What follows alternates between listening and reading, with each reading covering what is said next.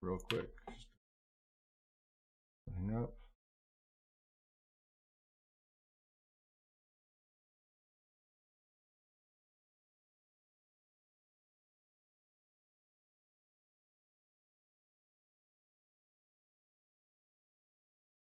All right. I think we are live also on the tubes. All right. All right. We'll give it a second for everyone to join up.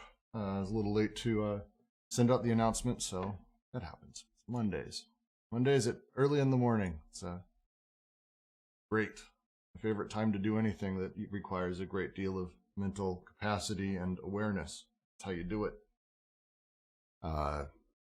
Before I kind of kick off, we'll do just some minor quick announcements. I'm going to be doing a not everyone shortly for this. Really basic, nothing major is changing or shifting on the server, but we are looking again for new moderators. Anyone who wants to spend a little bit more time and help us keep conversation going, hit the volunteer here if you want to help out, or if you have any desire to run a reading group of your own. We're starting to put together smaller little reading groups here and there. We've got our Fanon group, which is really exciting. Fanon, whatever. That Ken has been running. And we're wanting to do a lot more of these sort of quicker one-off, read a handful of texts things as kind of a fun exercise, I think, to see if we can do something a little bit wider. And Fanon reading is a great one to start with. Oh, speaking of, hello, Ken. I think, we'll go ahead and we'll go ahead and push in a little bit. Hello, and thank all of you for joining us on this lovely Monday at the Deleuze and Watery Quarantine Collective. We're going to be diving into the 14th series of Double Causality, and I fully expect this discussion, a little bit more than others, to be focused around what I'm hoping is a great chat around how causation of sense works, how sense functions, and all of those fun things. I'm going to need also, as we go, and Cold ran into this last night, I don't have the background in Husserl, and I've been trying to catch up this week, and I'll say it's not a thing that you can catch up on in a week. So apologies if I slow us down at all. Don't hesitate to sort of leap around as we make our way in. Before I sort of go fully, is there anyone have any notes, announcements, any big things that they want to say and charge forward on?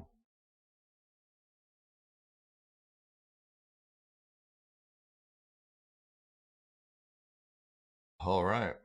So this series, as Cold and I were reading it last night, opens with the idea of talking through how sense itself is a fragile thing. It is the event has a different nature than the actions and passions of the body, is the sentence that sort of opens this. But it results from them, since sense is the effect of corporeal causes and their mixtures, sense being produced by these things. It is therefore in danger of being snapped up by its own cause. It escapes and affirms its irreducibility only to the extent that causal relation compromises the heterogeneity of cause and effect. The opening of this gets really brutal, really, really fast. Cole, do you want to take a crack at sort of where we started off last night as we were reading through this sort of first two paragraphs?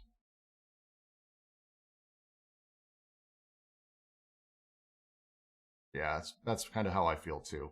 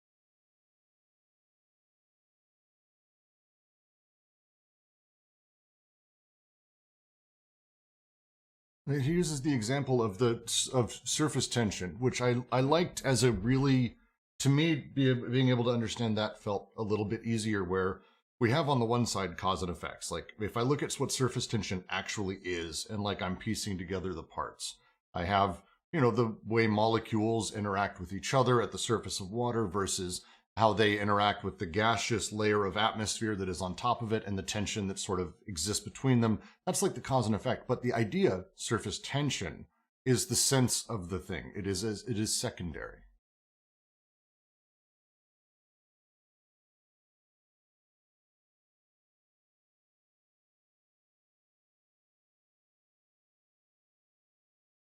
He gives the liquid, he gives it as an example in the physical world, so pure physics of surface. He gives it as an example of double causality. So a thing has two causes. So I think this is the kind of, so I think this series in two halves. So the first half is setting up this double causality. And then, as you mentioned, he then looks at Husserl and the way Husserl theorized sense.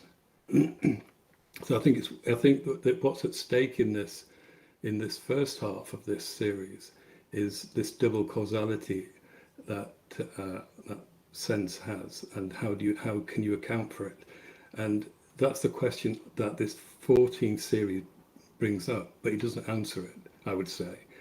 The Husserl section is about how Husserl might answer it, but then what he's saying effectively is that there's another answer. I think that's what he's saying, but as you said, Husserl is incredibly complex, so I'm not totally confident in my understanding of that Husserl section. But the first section, I think, is more about this idea of double causality, and he kind of sets this up in this first section. Yeah. So to me, Derek, you're still unmuted. To me,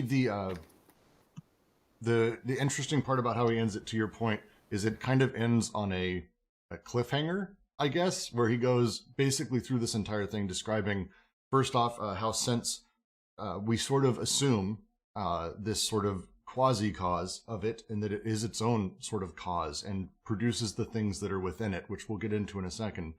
And then he dives right at Husserl's phenomenology, which we'll also have to get into in a second. Ultimately ending by saying that all of this is unsatisfying because there's this major flaw of the idea that basically sense causes the things that sense has within itself. But how is that even possible? Oh, maybe I'll explain it in a minute, and then cut to commercial, and we move on to series 15. The ability to go through this, though, I think is going to be important for us. I don't know if what I just said made overall sense, but yeah. sorry, No, please. I think what he's saying is that the two senses. On one hand, the cause of the sense is the body, the interactions of the bodies, the actions and passions of the bodies. It says in line 3. That's one cause. But the other cause is what he calls quasi-causes. So this is the other side of this duality. So if the quasi-cause is the cause is this other side. So it's a double causality. One is the body and its mixtures, and the other side are the other notions of sense. The other quasi causes. But if I can just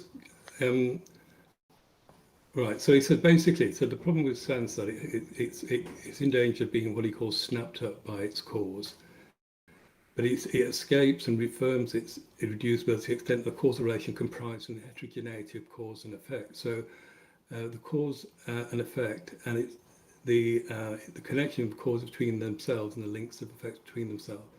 So this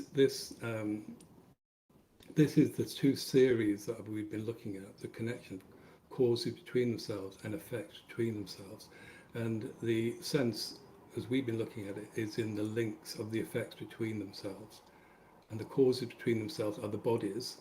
So they're kind of real, the bodies that give rise to the sense, in one sense, but the effects between themselves. And these are two heterogeneous This is why it calls it heterogeneity of cause and effect, because they're two senses, two heterogeneous series, I should say, not senses, two heterogeneous series. So, I mean, I was giving myself a condescending thought, not you a condescending. I was thinking like, damn, Ben, you really only took your stuff out of the mailbox. Ben. Oh, sorry. I'll mute myself. I thought I was muted. Ben and his roommate. You were making a great point, Derek. Please continue. Okay. So this is, so you have this cause and effect, which is set up in as we've been going through the book. So in terms of series, cause is the body side, the thing that gives rise to effects. But then we have this other side, the effects themselves, and they're what later on you call the quasi causes. So I think what is, so like I say, what he's going to set out this notion of double causality and the kind of paradox that's inherent in them, and then how can that be explained, and that will lead into this notion of a cell. But the example you gave, Brooks, so things have this duality, that it's intrinsic duality, and he gives the example of physics of surfaces, the events of a liquid surface, so referred to the intermolecular modification, so that's the actual body of the thing, which it's their real cause, but the variations of a surface tension which they depend as their quasi cause. Now, to be really honest, I don't understand this, how this works, but he's saying that the surface tension, the variations of surface tension, stand in for the ideational or fictive quasi cause, and that's the side of the event that which you'll see in a moment is the other side, that the other duality. The other causality, I should say, that he wants to bring out in this section. Well, and I think that's where I think I want to spend a little bit of the time talking, because I don't think you're alone in that. I don't understand how, like, this specific thing, how they insist upon each other, and I think I want to talk through it, and I'm probably going to say things that are generally wrong, and if anyone here wants to have this talk, please dive in. For me, let's talk through, like, sense itself, as he's talking through here, and as he says in this series, and as he said in ones before, is that sense works in kind of two ways. One is sense, when expressed, generates the parts of the proposition. Sense expressed generates the denotation, the thing that it's about, the signification, the chain of objects, the reduplication of these ideas, and then the manifestation, which is the I, the who is talking, the who is the sort of subject speaking. This grouping is there, it's created by sense. We don't have those things without having sense first. However, they're also the things that make up sense. They are the things that ultimately produce sense, as he's talked through these series. The three of them together create the proposition, and the series ultimately is where we're able to find sense and the paradoxical element that allows sense to sort of flow. So there's this weird, almost paradoxical nature to sense itself, that we need sense in order to generate the parts of the propositions that we use to generate sense. And the circle kind of continues. This is how I understood as he was describing it. Maybe an overly simplistic version. But this... I think there's two sides to this. I think we need to remember that sense, there's two sides to sense. There's the sense that's produced by the proposition. So in the proposition, when we say something about something, we have a sense. And as you say, we're in sense when we speak. But the idea of the sense in that case is that it's inert, it's neutral, it has all it's not active. Whereas on the other side, so the sense in terms of the quasi cause, it's productive.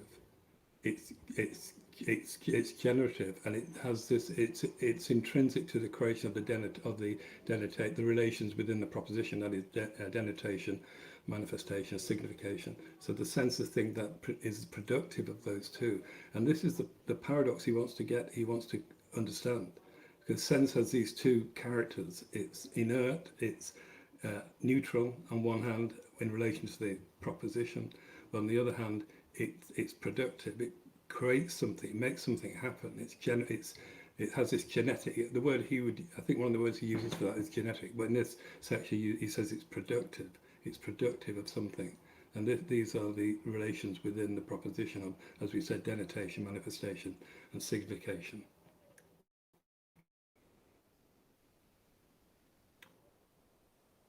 The particular example with regarding the water, the surface tension example, he says a liquid, and that reminded me of the word a liquid, which is a liquid together. And I was reminded of this quote earlier in the book, and it's basically saying what Derek is saying. And the question is as follows: is there something a liquid which merges neither with the lived or representation or the mental activity of the person who expresses herself in the proposition, nor with the concepts or even signified essences? If there is, sense, or that which is expressed by the proposition, would be irreducible to individual state of affairs, particular images, personal beliefs, and universal or general concepts. Okay, so like surface tension, surface, instead of producing, I think another word might be, there's like a dependency. Manifestation, signification, denotation, they depend on the surface, on sense.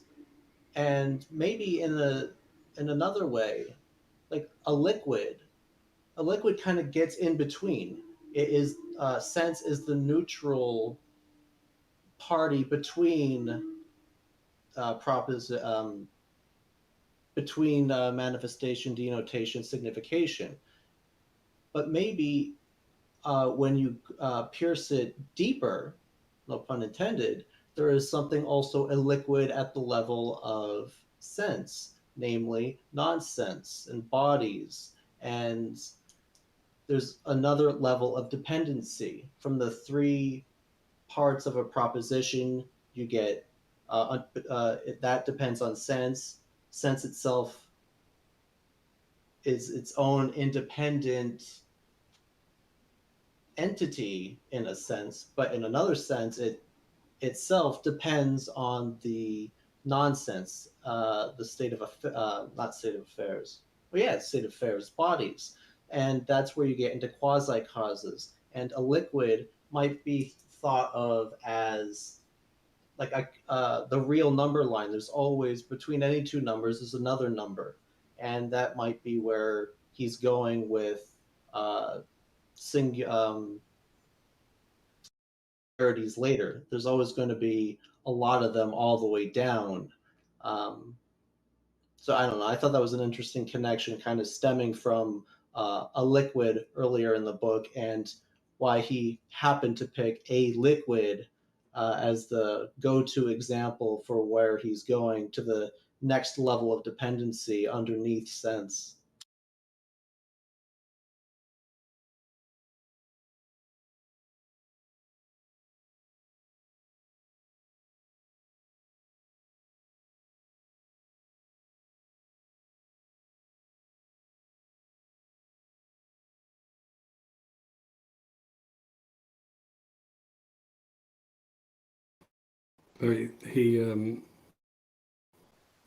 I'm not sure what page people are. I've got mine's the bottom of page 97, on the beginning of. So he kind of repeats what he said about sense. So he said sense and the event are essentially the same thing, I would say.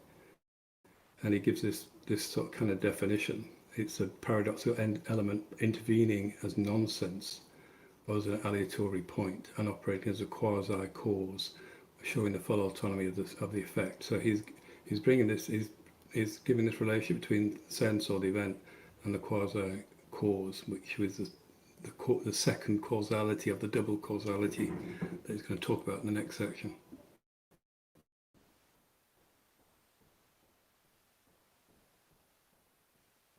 And this thing of the full autonomy of the effect. So I think that's another important idea, that it has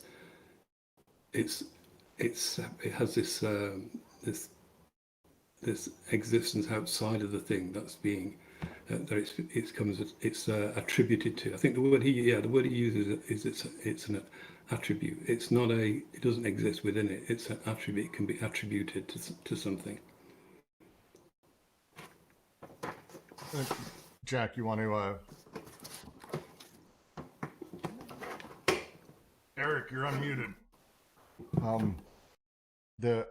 Jack, do you want to go through the first paragraph and give it a shot at, like, don't read through it, but I think it's fair, because once we get into Husserl and Neuma and everything else, like, to me, there's no going back to, like, the beginning of this. So, Jack, you want to take a crack at sort of the early part of this and walk us through? Yeah, I'll give it a shot. If it's any consolation, I have read the Sartre essay he cites, and I'm actually shocked because I read it thinking I'd never be able to discuss it. So I got you on the Sartre side. But yeah, I think you guys kind of got on the head, right? Like, he's laying out two. So he's expanding on cause and effect, right? So he's going to say that, once again, causes and effects, or bodies and events, are different from each other. They can't be equivocated, and they exist in their own relations. That is to say, causes in relation to causes, right? Which I think he calls fate earlier on, following the Stoics, right? And then effects in relation to effects, right? So then we have incorporeal sense resulting from the actions and the passions of the body, but still different from it, right? So it's not.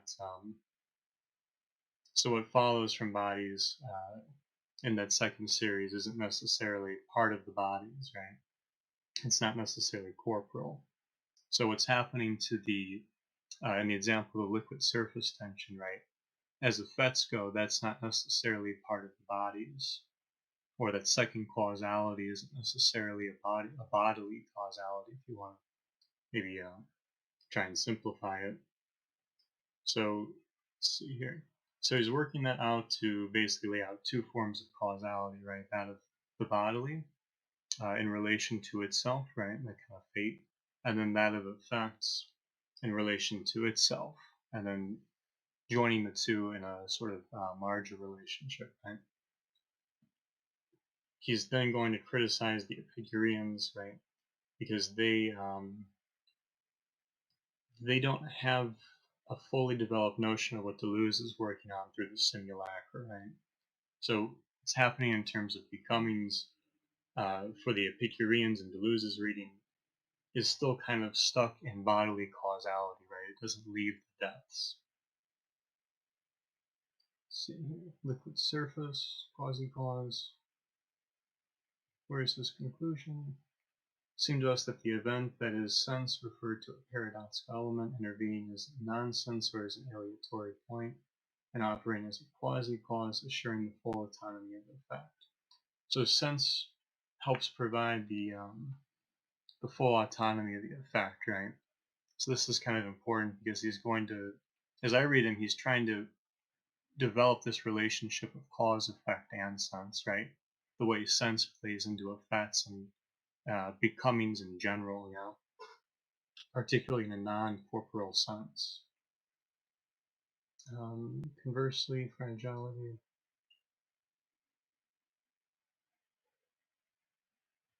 Yeah, I think that would pretty much do it for me on the first paragraph.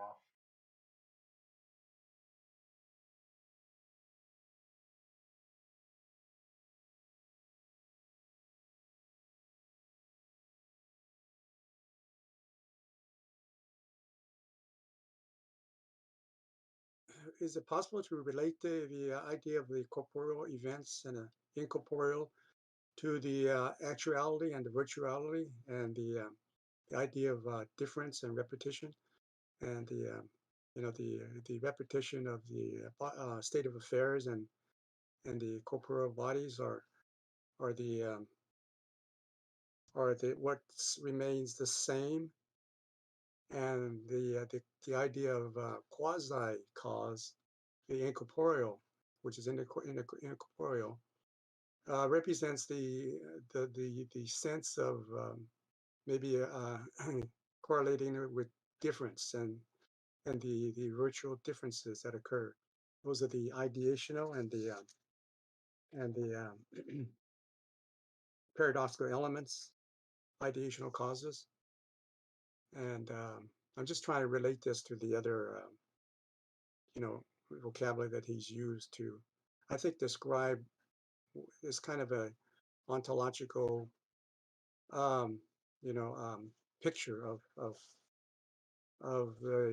this process of constant becoming and change.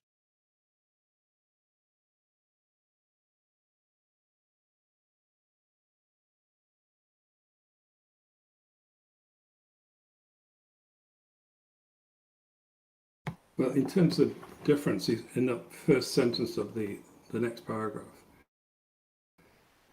he talks about the autonomy of the effect is defined by its difference in nature from the cause. But in the second place, defined by its relation as a quasi-cause.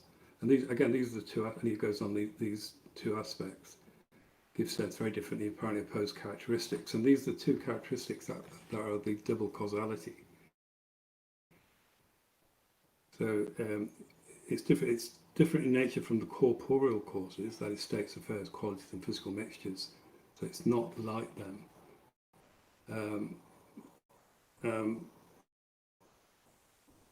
So as an effect, so sense as an effect or event is characterized by striking impassibility. So this notion that means it's not subject to emotion. It's impenetrable. It's sterile inefficacy. It's neither active nor passive. So this is that kind of idea I think we've come across before. But it says, and it goes on, its possibility of absent extreme sense of the generative state affairs from the proposition to express it. Again, this is something you said earlier, that sense is given off by a proposition, but it's not of the part of the proposition. It's like an attribute. And again, it's kind of repeating. It appears as a neutrality, a double extracted from the proposition, or a suspension of the modality of the proposition.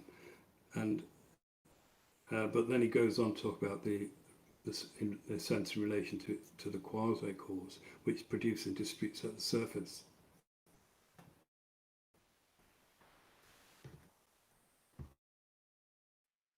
I thought that was pretty interesting too, because it sounds like what's happening between bodies and effects, right? One of the ways that sense plays into that is the way that effects distribute sense.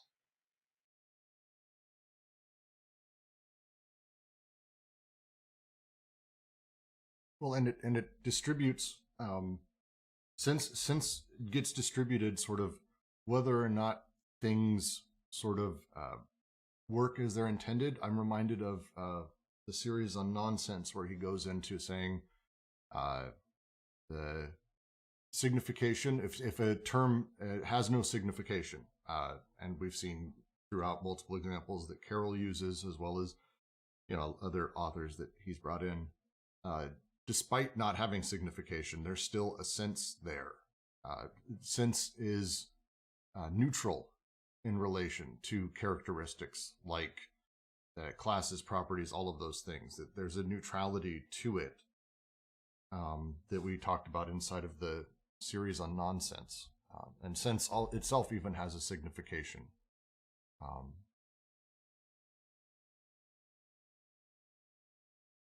Which confuses me, to be honest.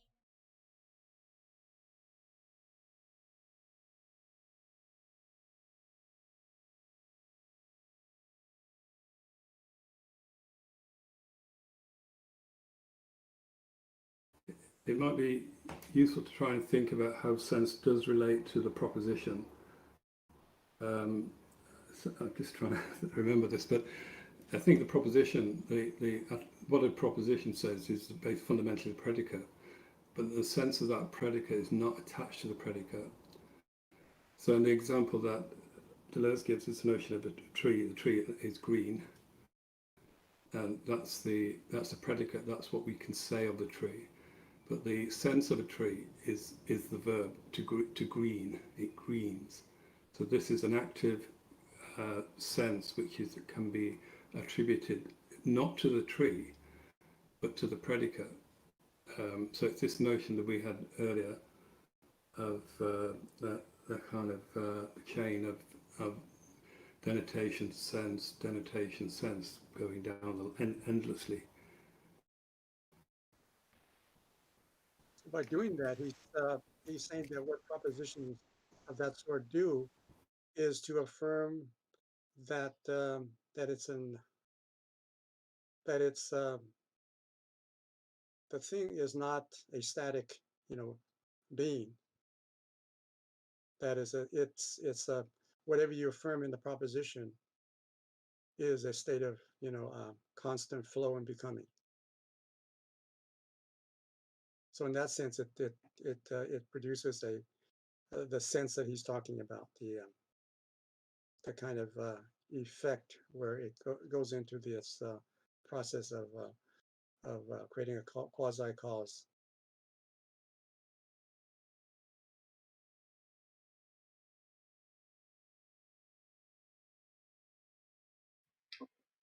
I think that's spot on because we've seen that being is sort of like pauses in motion, right? Motion being kind of related to becoming. Because one of the most interesting things I've seen him, this is kind of a simple point, but I thought it was fascinating. He talks about how effects happen to bodies, right? But also the way propositions in this distribution of sense and that kind of play out is like you're saying, they also affect bodies in that, right? So that when we're talking about changes, the affectations themselves in the production of sense and the use of propositions, right? It keeps, as I read it, it does change what it interacts with, right? This is kind of, I think, that performative element he talks about.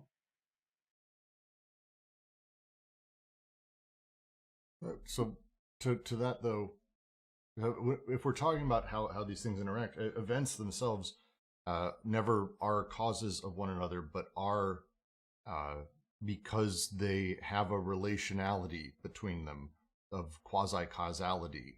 That's where we start to see in the first appearance of that paradox in these series of these two forms of sense that sort of are created. This neutral one where God is and God is not ultimately proffers the same sense by virtue of the autonomy of sense in relation to the existence of the denotatum, because both denote the same thing, the proper existence, the sense ultimately is the same and neutral, yet at the same time sense is able to be generative and sort of push us in different directions as well. And that's because it's the underlying thing that makes it, I think, very difficult for me to grasp, is the idea that events themselves are not causes of each other, but instead that's they have that relationship of quasi-causality, that sense is actually the thing that proffers that.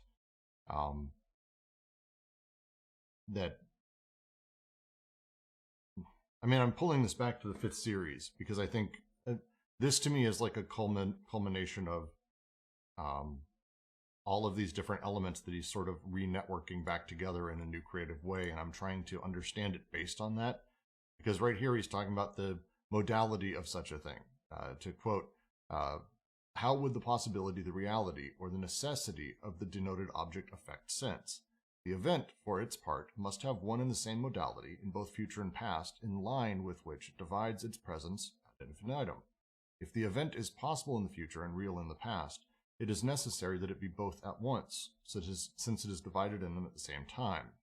Is this to say that it is necessary? One is here reminded of the paradox of contingent futures of important Stoic thought, and he goes on to talk through the Stoics and their fated and the other elements there. But where he moves is, how can we summarize these paradoxes of neutrality, all of which display sense as unaffected by the modes of proposition? The philosopher Avicenna distinguished three states of essence: universal in relation to the intellect which thinks it in general, singular in relation to the particular things which it embodies, but neither of these two states is essence itself. And he goes into talking about sort of the third state, the impossible objects there. Am I conflating things that I should not be?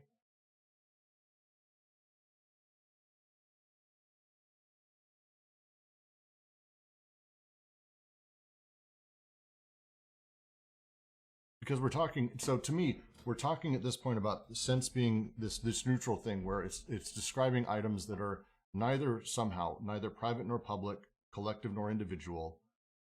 This powerful neutrality, as he calls it, that is all of these things sort of at once. And these are the impossible objects also, this paradox that he starts ramming into. And so when we start talking about this sort of weird place that he's in, and we're going to be getting into the transcendental field, and he brings it up here with Husserl and starts talking through that. To me, it's the discussion of kind of these objects in general versus these pre-individualized objects. And that's the place that he's sort of splitting these two up into, the two versions of sense. Am I far off?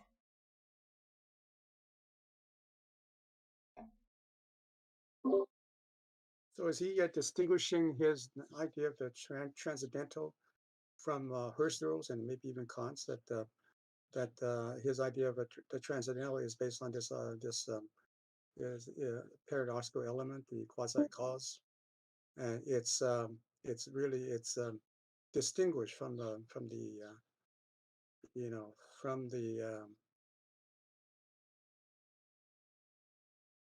kind of sense that's closer to the state of affairs of bodies, and that's he's saying that Husserl is deriving his transcendental of element from the empirical perceptions and so forth. It feels like he's trying to differentiate his version of the transcendental to me as he goes through this. And we should probably dig into Husserl in a second here, but like he's breaking down and talking through the paradox that basically we have these either sense that already has given us this individual, the already given objects, individuals, and persons, or an undifferentiated abyss of neutrality. And those are fairly irreconcilable, I think, in his discussion and how he's describing it. And so he's trying to make a leap into something else that allows them to sort of work together, or to not be as, to sort of explain this contradiction and go a little bit deeper, go a little bit further.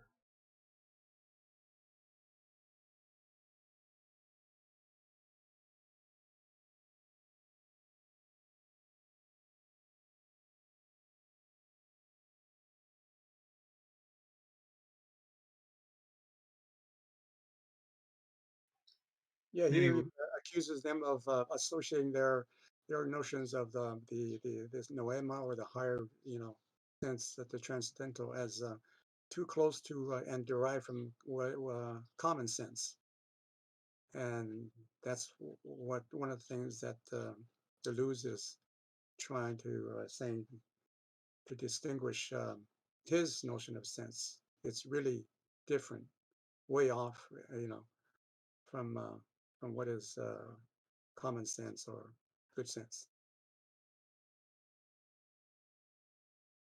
And here it's probably worthwhile. And does anyone here have a background in Husserl where they'd like to take a crack at explaining Noema before I dive through Wikipedia or various PDFs that I've picked up to try to explain this? I think it might be useful just to agree on the question that he's asking, and he sets it out in the next paragraph. So he says, how are we to reconcile these two contradictory aspects? So so on the one hand, we have impassibility in relation to states of affairs and neutrality in relation to propositions. So that's one hand. On the other hand, we have the power of genesis related to propositions in relation to states of affairs themselves. and these seem contradictory. So, he then states the contradiction in terms of formal logic and transcendental logic. And this is where it obviously starts to get complex. But he says, how are we to reconcile the logical principle according to which a false proposition has a sense? So that the sense of the condition of truth remains different to both the true and false, and the no less certain transcendental principle according to which proposition always has the truth, the part and kind of truth which it mirrors and which belongs to it according to its sense. So these two aspects of sense, i.e. its impassibility and its productive nature. So on one hand, it's totally impassive. It just sits there. It gives us and as Searle says, it exhausts itself in the expression. It's expressed. Sense is what's expressed in the proposition, but then it stops. That's as far as it goes. But then, on the other hand, in terms of quasi-causality, we have this other side to sense. So it says quasi-cause, which produce and disputes sense at the surface, and activating the aspects of the proposition, the signification, manifestation, denotation. So how do you account for these two sides? They seem contradictory, but also logically contradictory, and that's the point where Husserl's brought in, because he states the contradiction in terms of logic, in terms of formal logic and transcendental logic.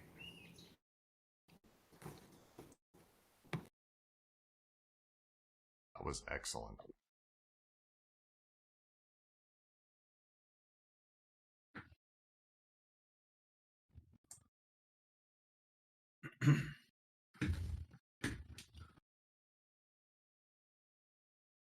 Hello, can you hear me? Yes, Kent. I just thought I'd give a little review of Husserl's phenomenology as background.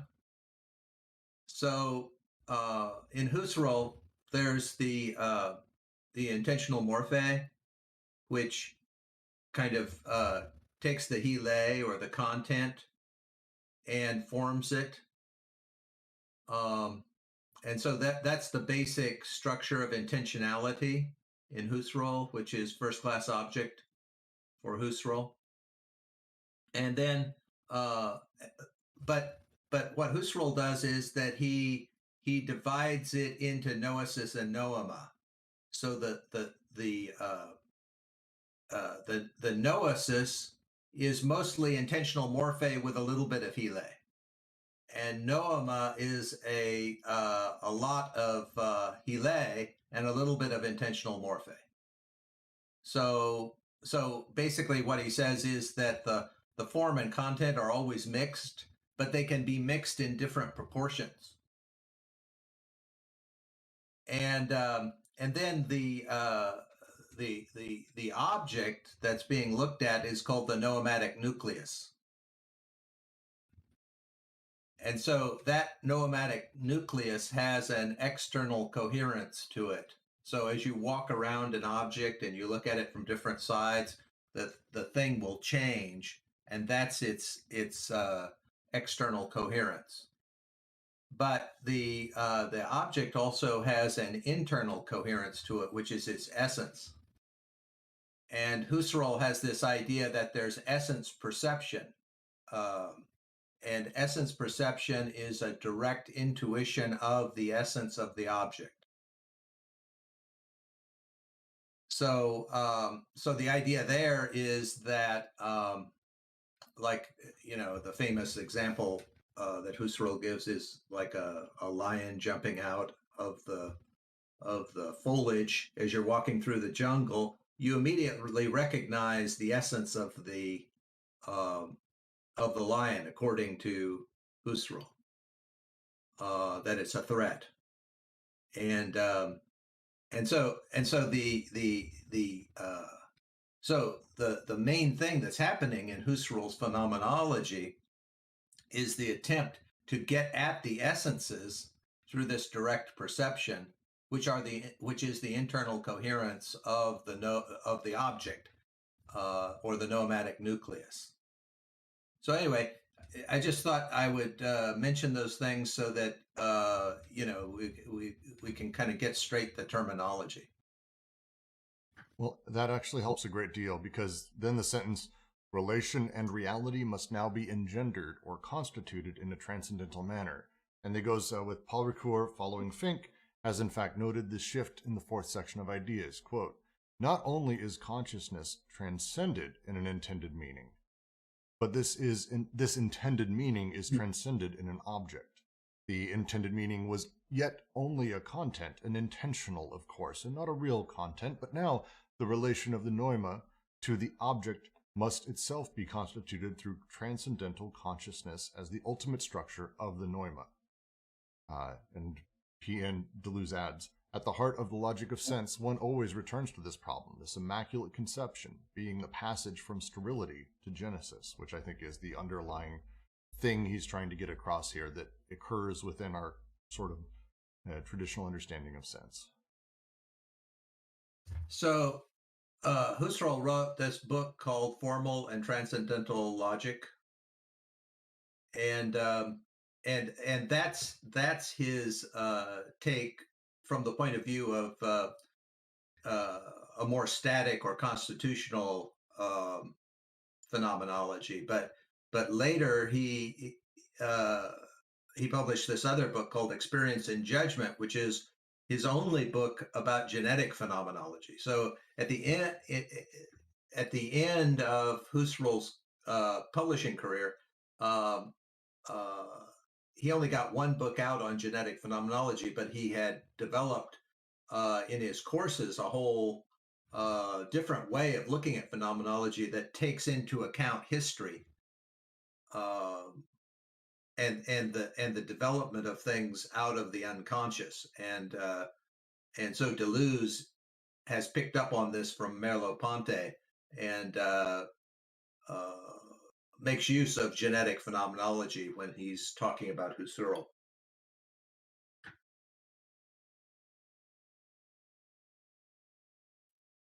To play off that, though, especially this last sentence, and since we're moving toward, because I think you're right, Genesis is obviously very critical to this section, but I think we should note too that, especially in the paragraph, or rather the part of the paragraph Brooks is looking at, right, there's still this question of how does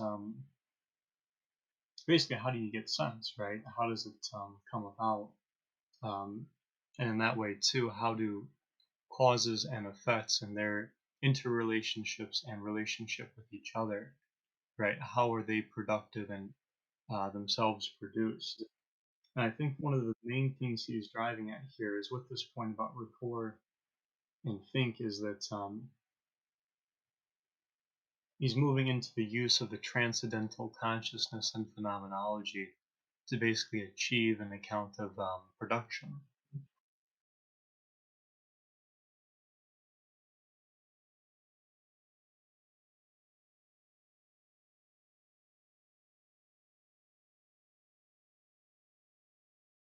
Yeah, in that, to follow on from that, just in that paragraph, he kind of outlines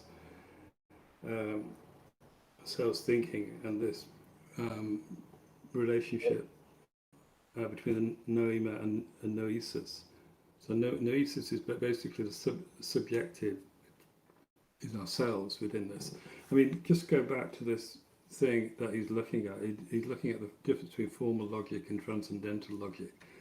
And it'd be, I don't know if we could say what that might be just from those terms. But when I personally kind of think about transcendental logic, it seems to me that it involves the self within that somehow, whereas formal logic is devoid of that. So the notion of formality is that it's devoid of that kind of individuality, should we call it? But anyway, that's just my feeling about what the difference is between those two things. But he goes, just to go through this in a little bit of detail. I don't know if that might be useful, but I've just so Husserl uncovered sense as a noema of an act, and that was referred to in the third series of this book. So he talks. So that's a kind of referring back to what he's already gone said something about that. So he said. So also discover sense the name of an act or that which a proposition expresses. So name is the idea of a name is that it's objective. It's something that's there. Of an act. It's something towards which we can direct ourselves. It's a name of an act, or is that which a proposition expresses? Well, the noema is the thing that's left over after all the bracketing has occurred to isolate the transcendental subject. So the difference between formal and transcendental logic, as far as I remember, is that, you know, one of the things that Husserl is concerned about is to separate logic from psychology. So see, formal logic is a discipline, just like psychology is a discipline. But Husserl wants to say phenomenology is the kind of like the discipline of the science of experience, which gives us access to the transcendental level, and that's done through all of this bracketing that's going to isolate the transcendental subject. But what that gives you is, and what Husserl was after all along, was to say, well, what's the status of a number, or what's the status of a logical proof? What's special about those that make them things that last in consciousness, so that we can like depend on them? And so he wants to say, well, there's this transcendental plane at which numbers and logic kind of come into their own and become things that we can depend on in consciousness, regardless of all the flux. Because phenomenology is usually talking about the flux of consciousness, but there are some objects of consciousness that are stable, and like as ideas, and Husserl wants to describe that that stability as transcendental. And that is a stability of consciousness, no? Because if I remember correctly, that's what the transcendental is able to provide in this. So right, you're getting into the, I think it's the Apache or the EPOCH, because I can't pronounce it well. It means bracketing. Right, or the step back, yeah, because to get at what you're getting at, if I remember correctly, Husserl is using bracketing or taking a step back from consciousness to basically establish a kind of a fixed consciousness, like you're saying, or one that's able to do this, to do the engendering without being engendered itself, yeah. Right. And so that's kind of static or constitutional phenomenology. And he wants to make this transition to a genetic phenomenology that actually explains how things evolve historically in consciousness. But the first kind of phenomenology was the static or constitutional phenomenology. And the whole idea there is that you come in with the natural attitude where you think there's real objects and things like that. And so you go through this series of bracketings, epoche, and that isolates the transcendental subject, which is the stable part of yourself, the apperception, what Leibniz and Kant call apperception. You isolate that apperception, and then you're looking for these things which are stable within that field of apperception. But the objects that are out, that you would normally think are out there in the world, they end up as just being noema within the bracketing. And that would take you into manifestation, right? Because that's where you have the I think. Is that fair to say? Sorry, please say that again. Yeah, if I'm following you, so you're getting into like the I think there's a synthesis there where that perception is in there, but that would also, what you're talking about, relate to Deleuze's understand the manifestation aspect of the proposition, where the I think is part of the constitutive or the manifesting for the proposition. Yeah, probably. Yeah.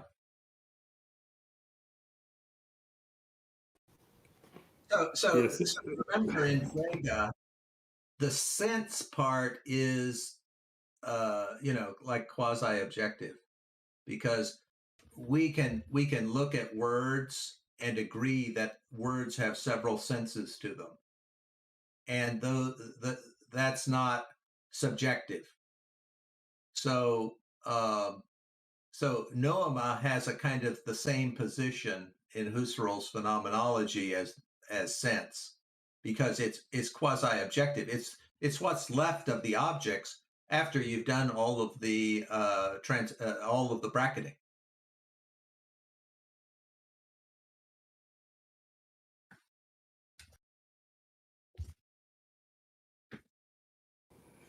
So I think Yeah. I think Deleuze is right to single out noema as the same as sense in Husserl's phenomenology. Yeah, I think that's what he did in the third series, and so so he's saying that, but the noema the noema has this status of being neutral. So he says in that paragraph, the noema from the beginning implied a neutralized double of the thesis or the modality expresses proposition. But what I think the key to this paragraph is that if you follow it through, it comes down. He says that the relation between the noema and the object, how does that come about? That is the question. And he says, so he says that the relation. So, but now the relation. So this is about near the end of this paragraph. Relation noema to the object must itself be constituted through transcendental consciousness as the ultimate structure of the noema. So the noema, the thing that is that the sense that is expressed in the proposition is noema. It must be constituted through transcendental consciousness of the ultimate structure of noema.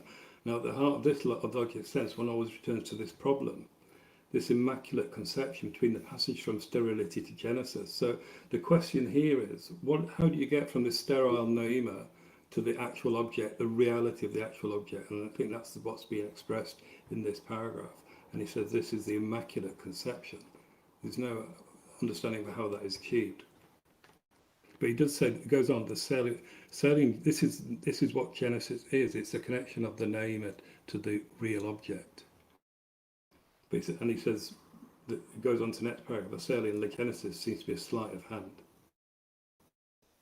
Yeah, could I just say that it's immaculate because it's after all of the bracketing is done, that's what's left over of the object. Well, I bring immaculate. I mean, it does. For me, it's not explained. It's somehow miraculous. It just happens, and I think there's a lack of an explanation. I think that's what Deleuze's point is. I think he's looking for an explanation because previously, the previous two paragraphs earlier, he says how are we to reconcile these two contradictory aspects: the impassibility in relation to state affairs and neutrality in relation to propositions. And he says that this is a problem of formal and transcendental logic, and he kind of then goes into talks. He gives an example of Husserl's ideas when this problem is expressed, and it follows on from what Deleuze has already said about the noema. But he says that Husserl's solution to this problem is what he calls a sleight of hand.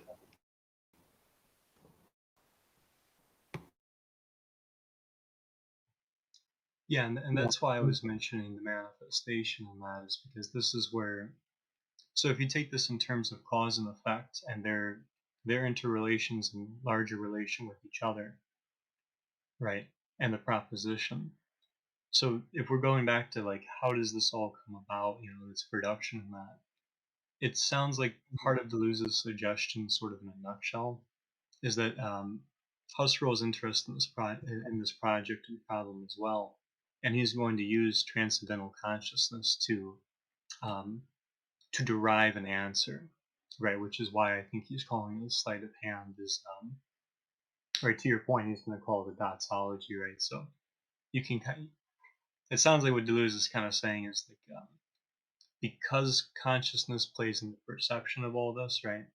It's going to work backwards and place consciousness at the start, um, which is why I think he's interested in Sartre. As Sartre at least tries to begin depersonalizing it, although here and in Deleuze's essay "Immanence of Pure Life," I think it's called, he reaffirms that it's still not enough to go like right. It's still a critique stuck in the primacy of consciousness. Yeah, because the sleight of hand, he says, is that, so what he's saying earlier in the previous paragraph, the Naima has this nucleus. So the Naima, which is this neutral thing, has at its heart a nucleus. It says a supremely or transcendentally intimate center, which is neither other than the relation between sense itself and the object in its reality. So it has this nucleus. So Husserl, going on to the next paragraph, Husserl's genesis of the relationship between the Naima, the sense, and the object it's attached to. The nucleus has been determined as an attribute. So, and the thing that Deleuze says is that sense is it's an attribute of the proposition, but the opposite in this, it's an attribute as an event. But he says the attribute is understood as predicate and not as a verb. So this is the kind of grammatical difference, I would say, between Deleuze and Husserl. For Husserl, Deleuze claims that Husserl understands the namer as a predicate, whereas Husserl says very clearly that it's a verb, that is, as a concept. So Husserl's understanding of the sense is as a concept and not as an event. Yeah, so the question here, it seems to me, is that how once you have isolated that noema and related it to the transcendental object, how do you get dynamics happening? It's like almost impossible to get the dynamics happening. So basically, that's what he's saying here, is that it's a predicate, not a verb. It's a concept, not an event. There's a certain kind of stasis there, and it's hard to explain how that exists within history of the evolving, moment to moment of things in consciousness around that stable point you're trying to identify.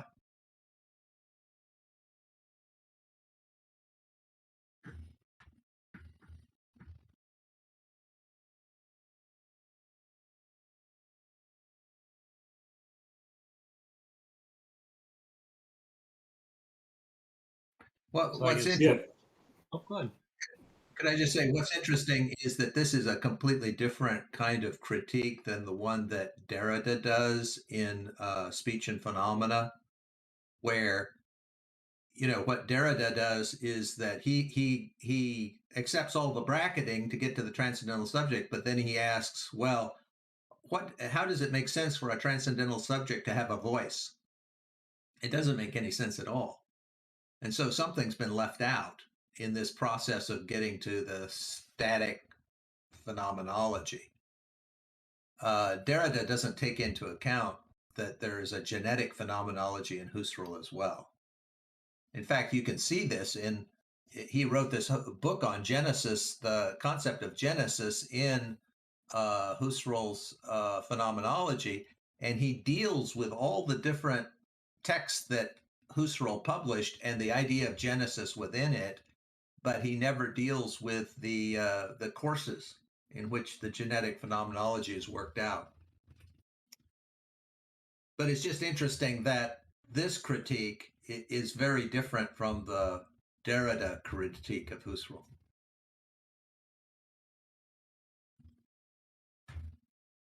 So then, yeah, the next section he's going to go into more detail about this, and he's going to follow. So fundamentally, he's saying that the sense that Husserl deals with is that of a concept.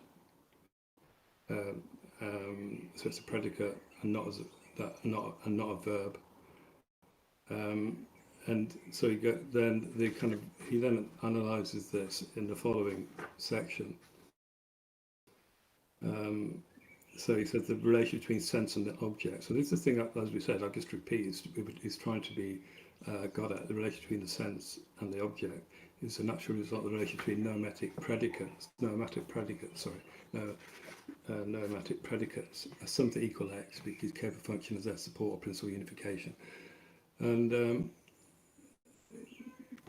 so I don't know, we could perhaps go into some detail. It's kind of interesting, but it kind of seems to go through the Kantian understanding as it would do, I think, in terms of concepts. It's conceptual.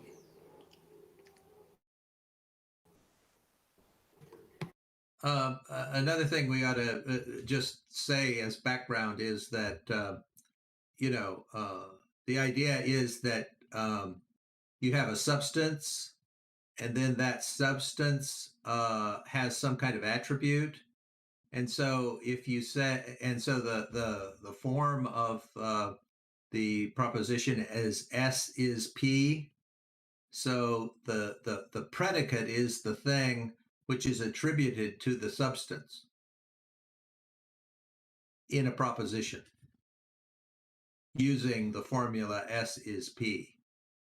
So what's interesting is if you read formal and transcendental logic is that Husserl talks about the proposition and how we can make judgments, but he never questions the is part, the being part. So that's one of the kind of interesting thing.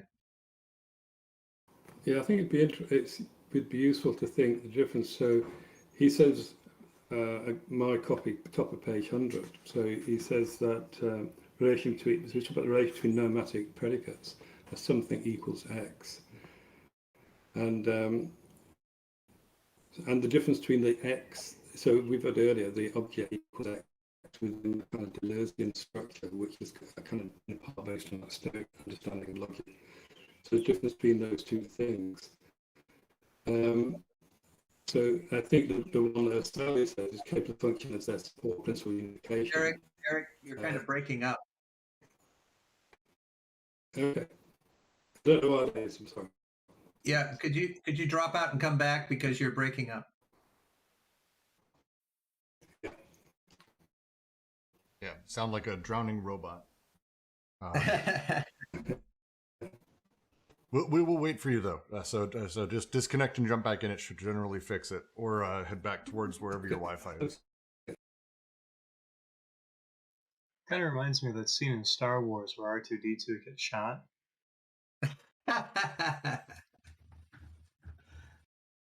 That's pretty good.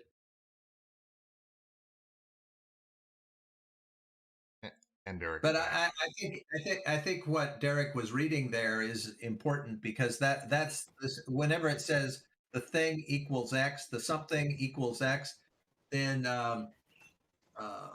that's the noumena, the thing in itself in Kant.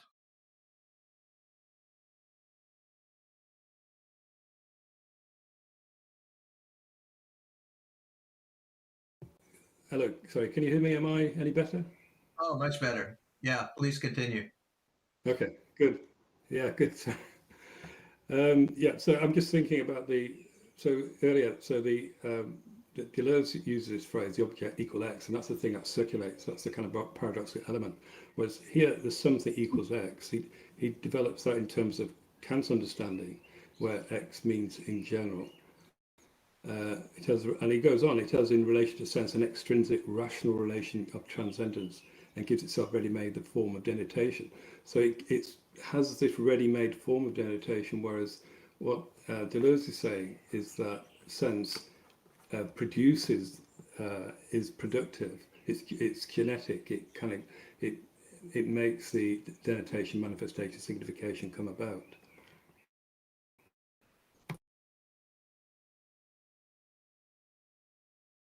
And then he develops that a bit further. It seems Husserl does not think about genesis on the basis of a necessarily paradoxical instance. So that's the difference between the X's, the X of Kant and the X of, let's call it X of Deleuze. The other one is a predicate, X in general.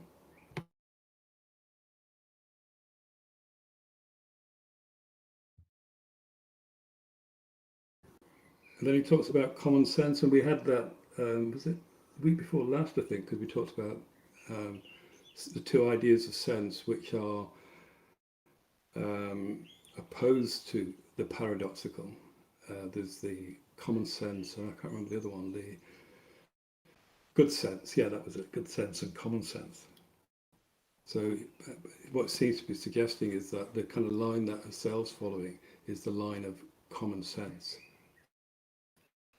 which is, again, opposed to the paradoxical. A paradoxa, opposed to the doxa.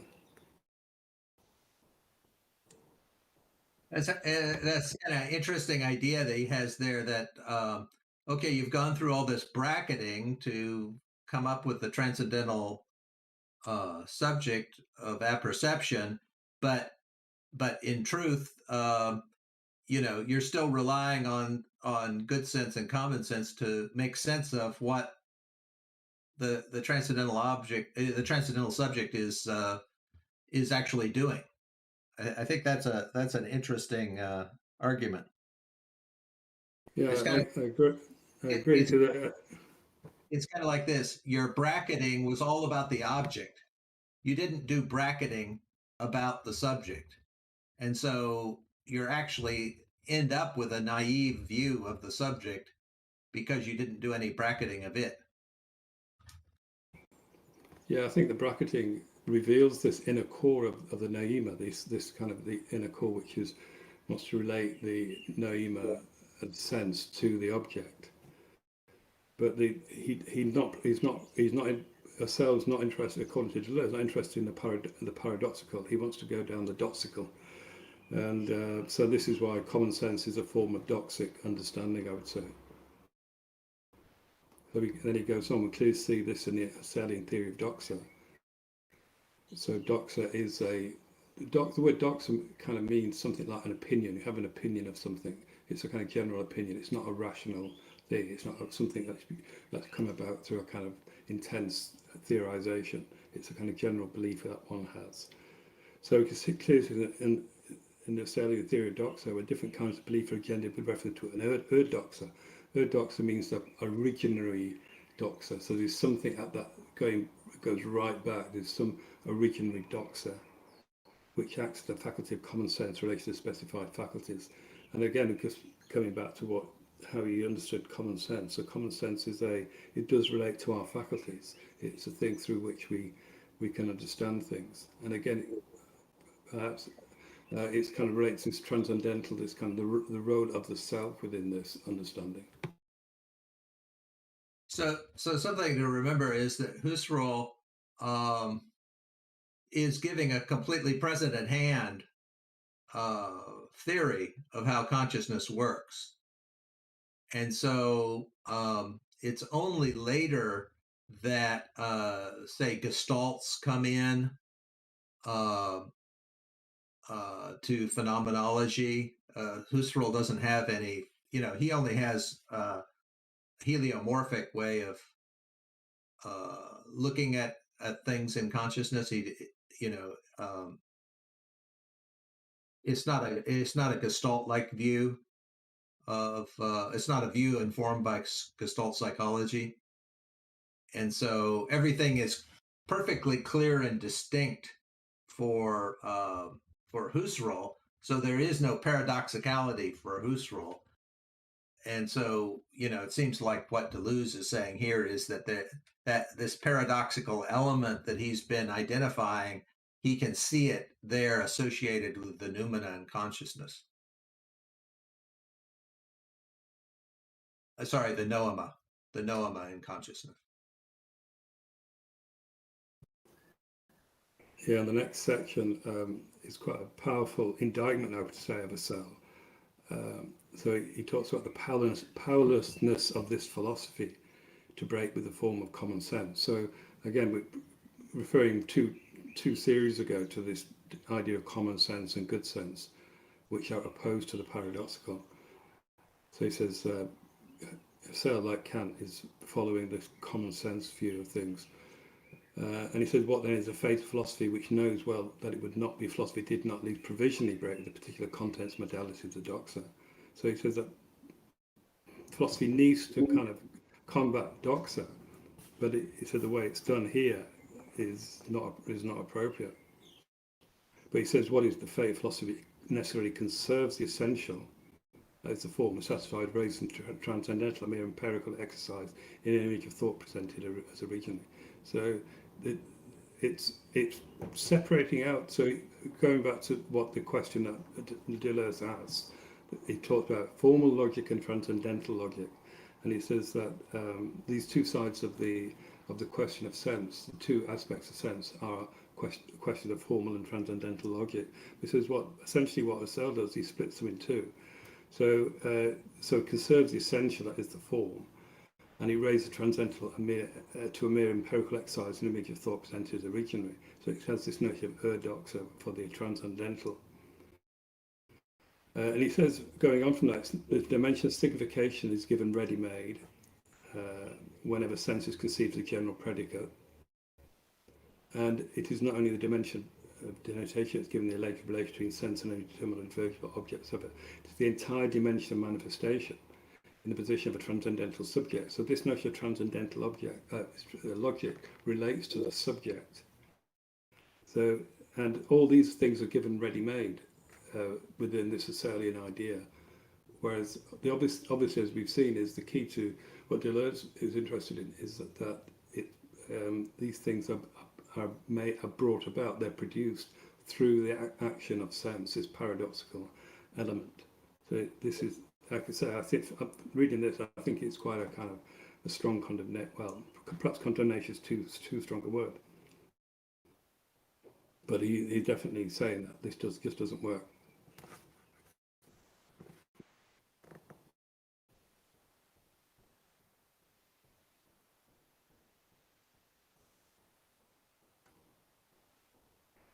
And he finishes that paragraph. He says, the self deduces an originary and transcendental seeing from pre-sexual vision. So again, these two splits within two. So we have a transcendental seeing, that's a seeing as a subject, from pre-sexual vision, which is this, I would think, is this logical, this formal idea of the formal. We see things in a formal manner. Pre-sexual, so yeah, without any conceptual kind of, any conceptual baggage attached to what we see.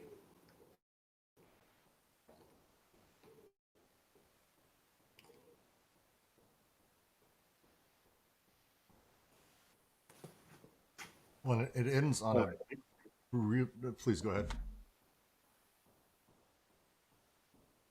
Or was that me hearing myself? So it ends.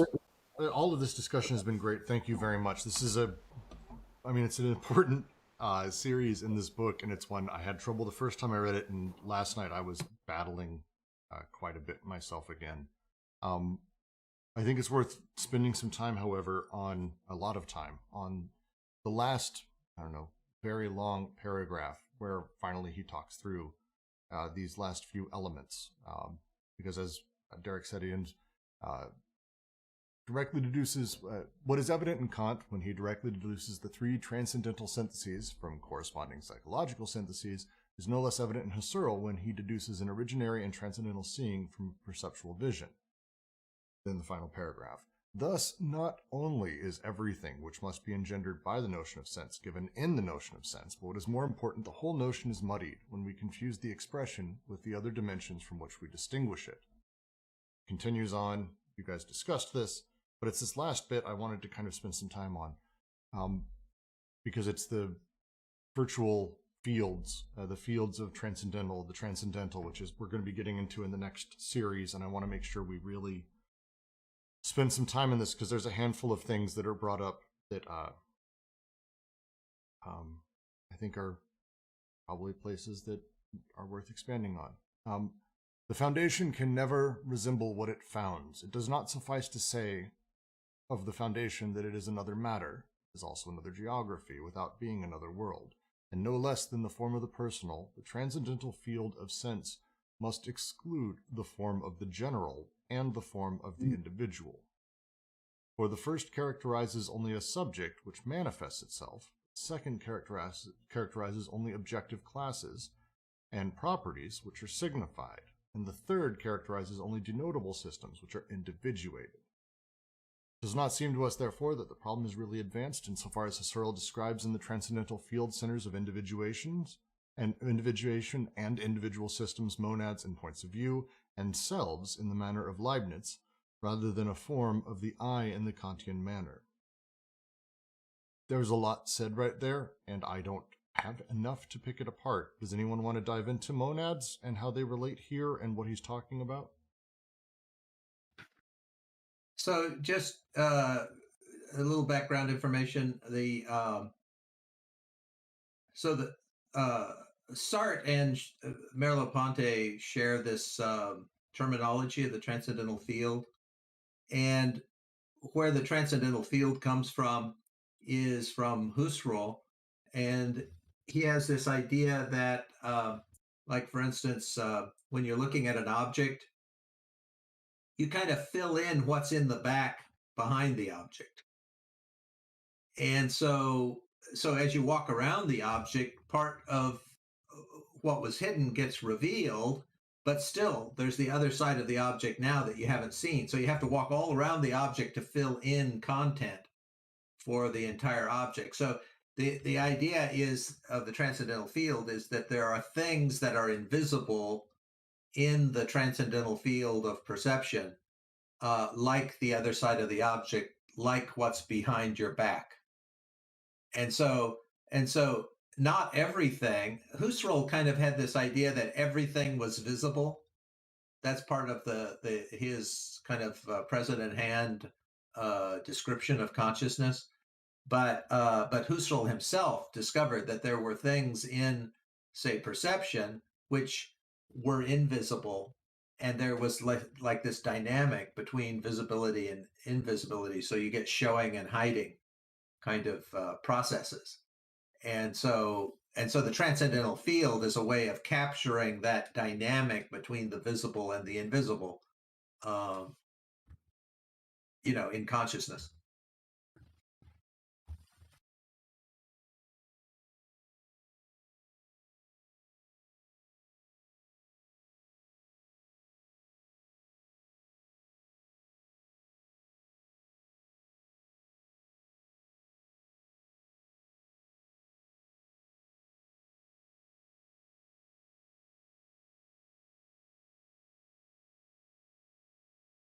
I think the key to this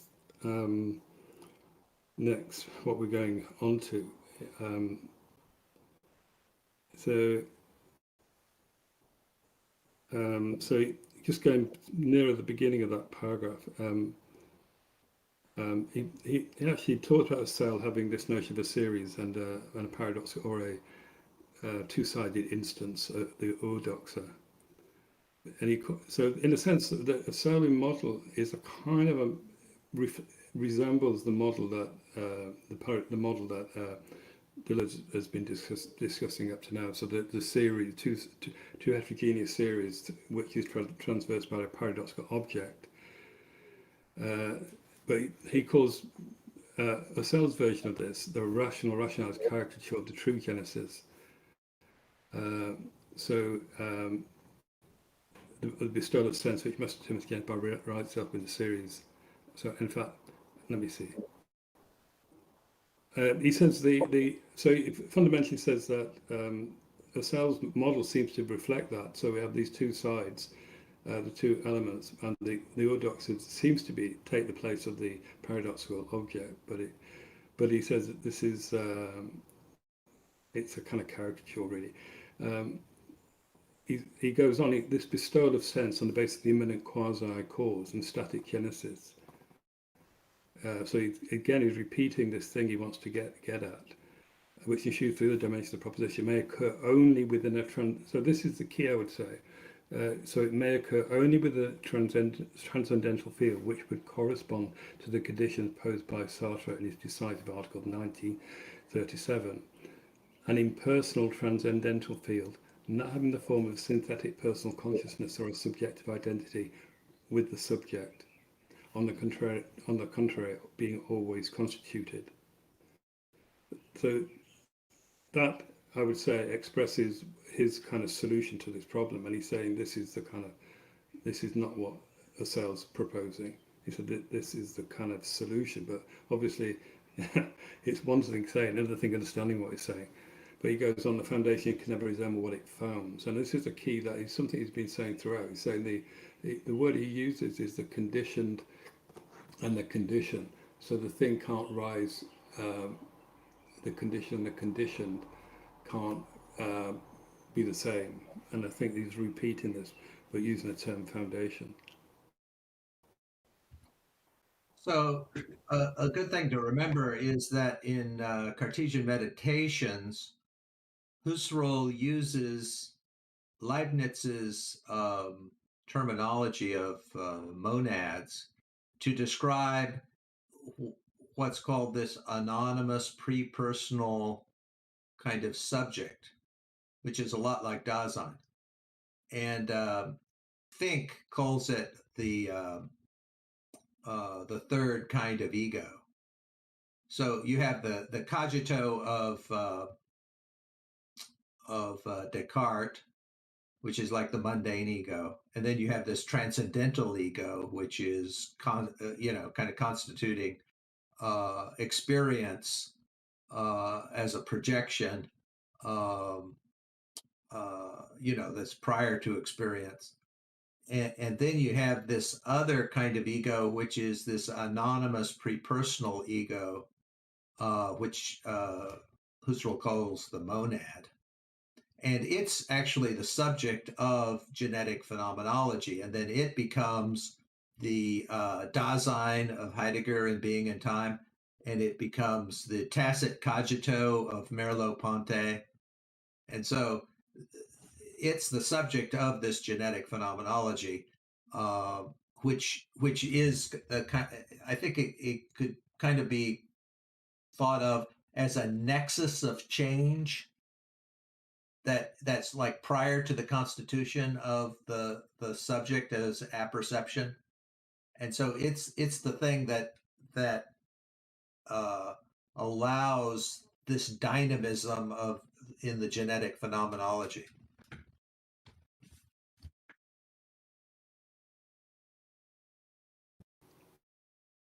Yeah, I think what he's saying is that the role of the self, the individual, is not part of this this creation of sense that he was trying to get at. So he talks about the key, I think, is that impersonal transcendental field. So it's a transcendental field which is impersonal, and he goes on to kind of say why this is so. At one point, Merleau-Ponty says it's like reflexes. When the doctor hits your knee and you you kick.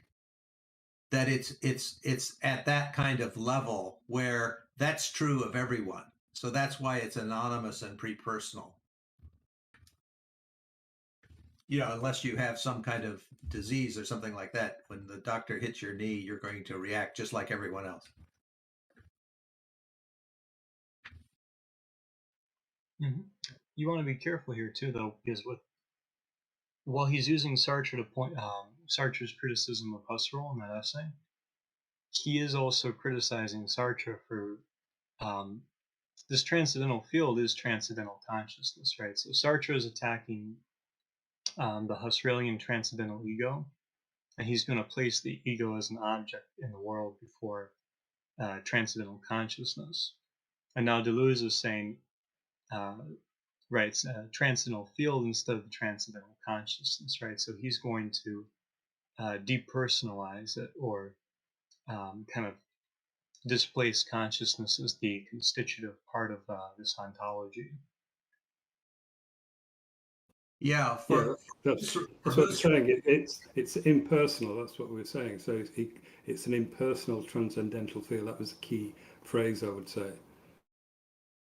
for Sartre, there is no transcendental apperception, and there is no Healy. That's what Sartre's arguing against. So there's no unity to the transcendental subject, and so for Sartre, all you have is the field between that unity and the Healy, but the unity and the Healy don't really exist for Sartre.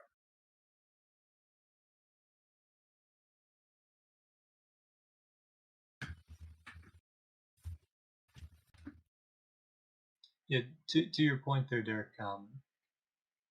Yeah, the big thing I'm pointing out there is that not only is it impersonal, but it's not consciousness grounded, right? So this point about the foundation and what it founds, right, is that consciousness doesn't provide its own foundation. Yeah, or that is to say, it's when we find consciousness, we don't find consciousness as having founded itself.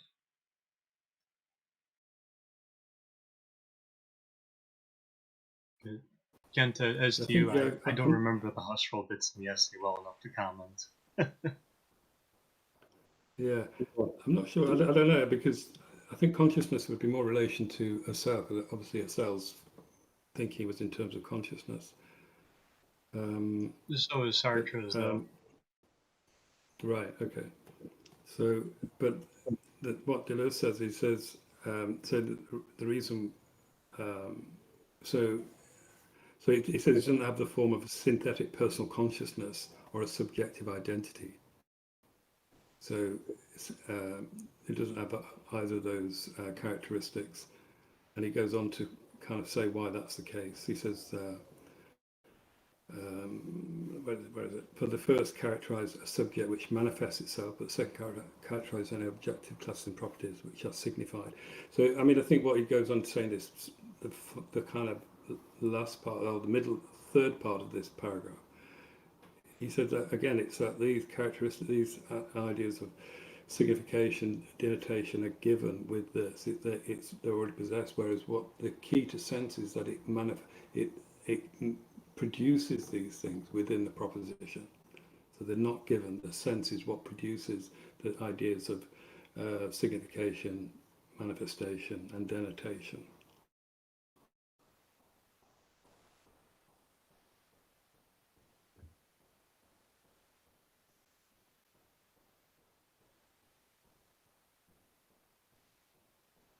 Yeah, so it goes on to say, it does not seem to us, therefore, the problem is really advanced, insofar as Husserl describes in the transcendental fields, centres of individuation, individual systems, monads and points of view, and selves in the manner of Leibniz, rather than a form of the I in a Kantian manner.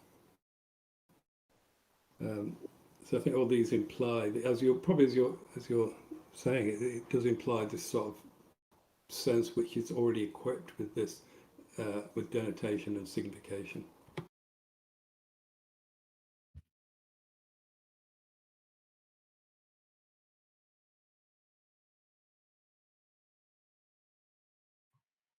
Yeah, I mean, this is kind of one of the times those footnotes are helpful, because if we jump back to the footnote that he's using here, right,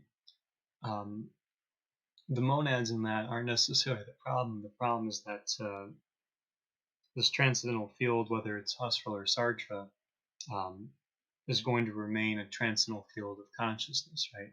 So consciousness is going to explain itself, right? Now with Sartre, you have the advantage of it being impersonal, right? All right.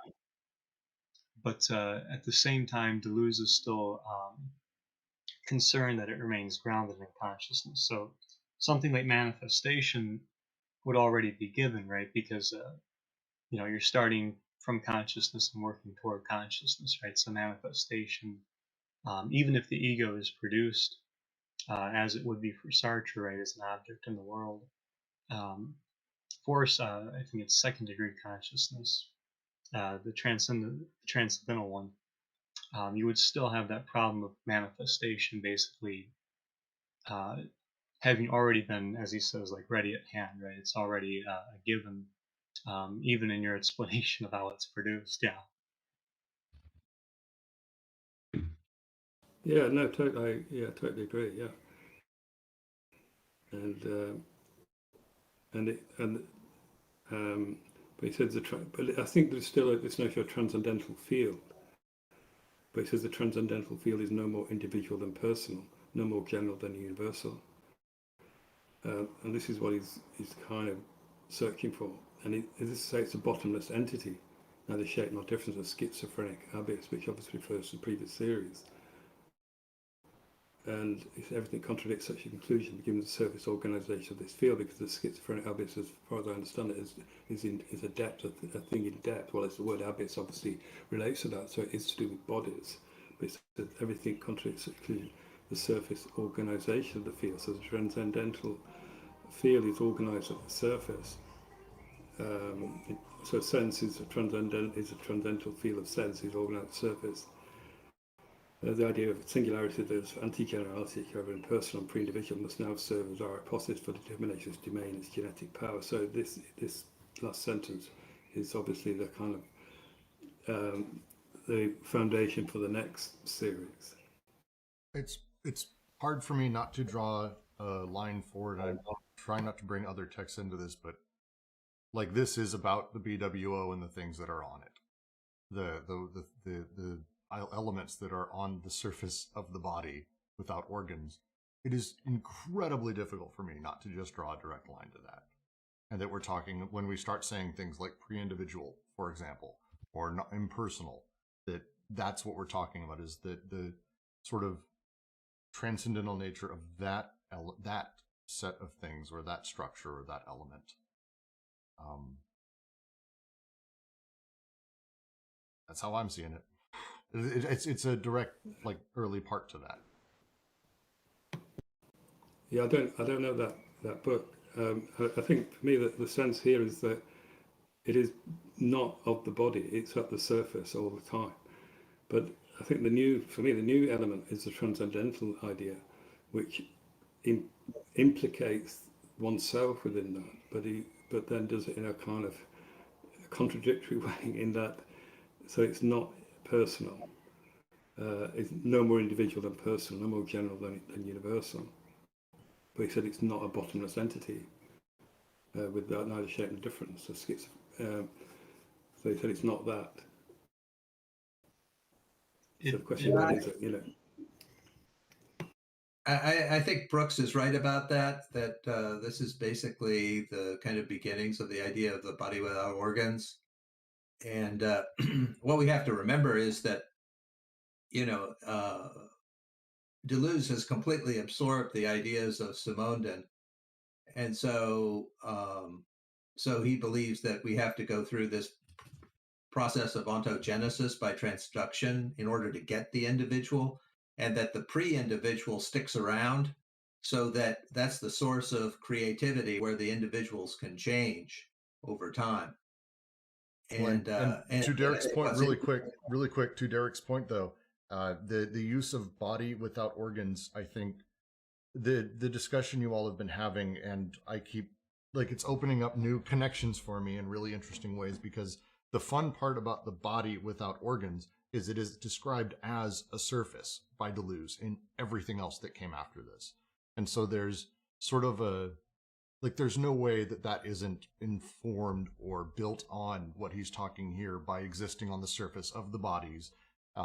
That's the body without organs is the surface with which the singularities are placed upon, and that the schizo skates around freely, or whatever he goes on to say.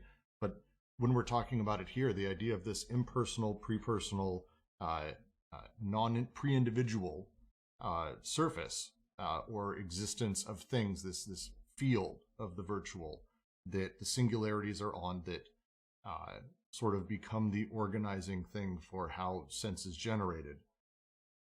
Spot on to me. it started really connecting a little bit last night, but thank you for all this discussion. To me, I just see it as this really clear connection now. I think that what's interesting here that we haven't really heard before, if I'm interpreting it correctly, is that the pre-individual is kind of differentiated into normal points and singular points. And it's the singular points that become the basis of the organization of the transcendental field. I think that's what he's saying here. That's how I read it too. And so he's saying that's where the genetic power comes from, is from the organization of the singularities, which are anti-generalities. And they're, to Alyosha's point, singularities are almost pre-distributed. Like it maybe the wrong way to put it, because that makes it sound like it sort of comes birthed. But they are distributed prior to the subject, prior to the individual. The surface being pre-individual and the distribution being that as well.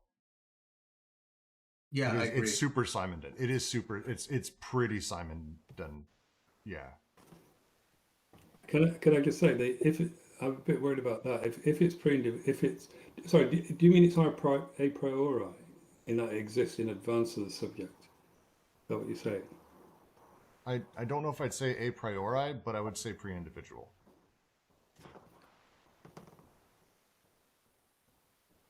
So what do you mean by pre in that sense? Before the... Okay. So what do you mean by pre? Sorry, I'm just trying to get my head around this. Pre-individual. Yeah. So this is so there's Simondon. He wrote a book which has just been translated, and we have a reading group that's been reading it.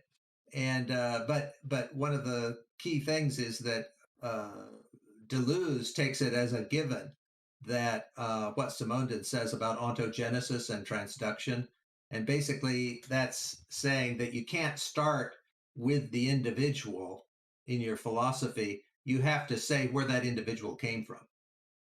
And so Simondon says that there is on either side of the individual, there's the pre-individual and the trans-individual on the other. So like the socius. So this is like desiring machines, and then the individual as the body without organs, and the trans-individuals like the socius in Anti-Oedipus. And so it's kind of cool here that he's transitioning from this very richly articulated phenomenology of Husserl with this very precise kind of present hand terminology, showing where Simondon fits in to this picture. And I think that's a kind of really interesting thing, because a lot of times it's just vague how these things work together. But if you have a very precise terminology like Husserl developed in phenomenology, and then you show where this ontogenesis and transduction fits into that, then you have a much more powerful theory of that we didn't really get in Anti-Oedipus in the same way. So this is fantastic to get this this transition here. Oh, it builds out a few of the things that I think, again, the direction that they take in AO and even in ATP is a lot more poetic, and this is a weirdly structuralist, almost analytical text as far as Deleuze goes. I know overall it's not, but like as far as Deleuze goes, this is a lot more broken down, and it's a lot more clear in some of the things that he's saying, it's really interesting to be able to place this in that network of later writings for sure. Yeah, sorry, I just realised actually Deleuze says pre-individual as well, doesn't it? Bottom of that page. But just going back to your point about body without organs, I mean, again, I'm not familiar with these other. The only book I've kind of read is Difference and Repetition, but I haven't read that to any great extent. But earlier on, when he was talking about common sense, he talks about the body, the organ, the common sense. Common sense is an organ. So, and it's the body and its relation to the body. So that's when you talk about body without organs, it kind of brings me back to that earlier idea. It should of common actually jump you sense. back right to the 13th series of the Schizophrenic, because the term "body without organs," I think this might even be the first use of Deleuze from it, but it's he's quoting Artaud, and in the section of the Schizophrenic and the little girl, Right. when he starts describing when Artaud says in his Jabberwocky, he means to activate, insufflate, pelletize, and set the world aflame, so the word becomes the action of a body without parts, instead of being the passion of a fragmented organism.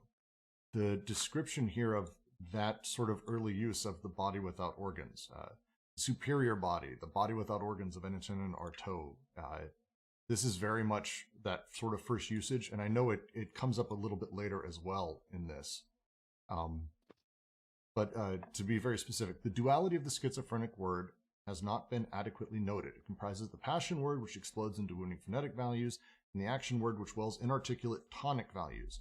These two words are developed in relation to the duality of the body, fragmented body and the body without organs. They refer to two theaters, theater of terror and passion.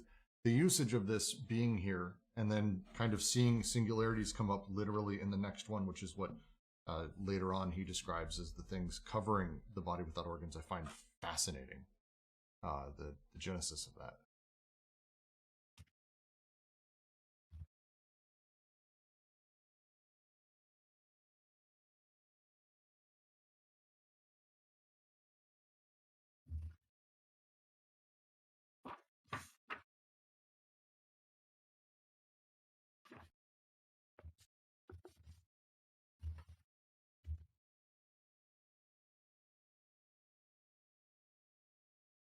It's interesting. Apologies, Derek. I didn't mean to interrupt you as well. I just really, as you guys are describing No, all it's this, useful, it's actually. starting to click into my head, and it's like, oh shit, I need to mention it Yeah, as it yeah. happens before I forget. Yeah.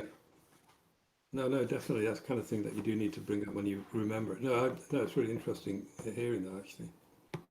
Derek, we just finished a while back reading Anti-Oedipus, so those of us who've done that before have it kind of like imprinted on our consciousness, and so whenever we see something that's a kind of precursor to that, we get all excited. Yeah, I understand that.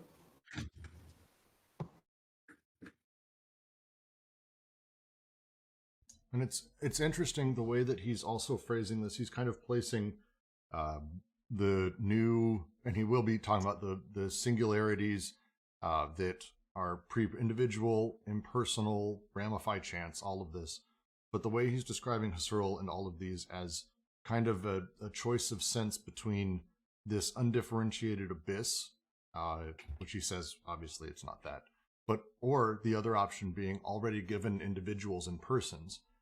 That separation also, I think, helps me understand a little bit more as you guys are talking through how Husserl utilized Noema and Noesis and where these things really come from. That really helped me personally. So thank you. That sort of split found useful to understand as well.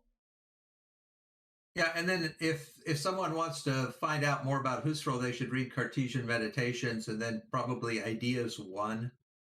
Those are kind of the key books for Husserlian phenomenology.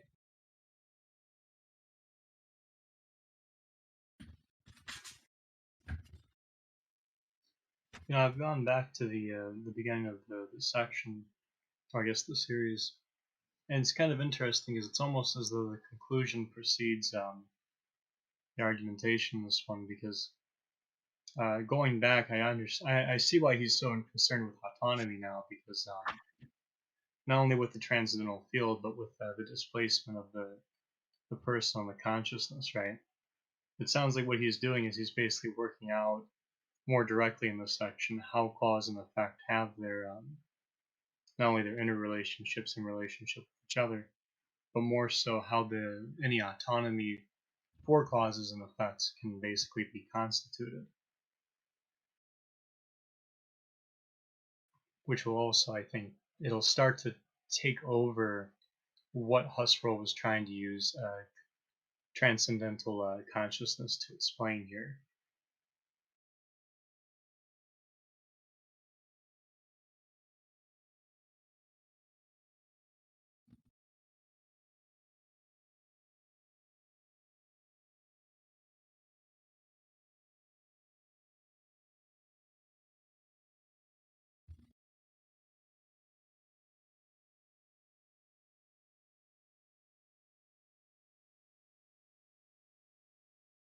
We were talking about, Derek asked a little bit ago whether it was a priori or not. And I think the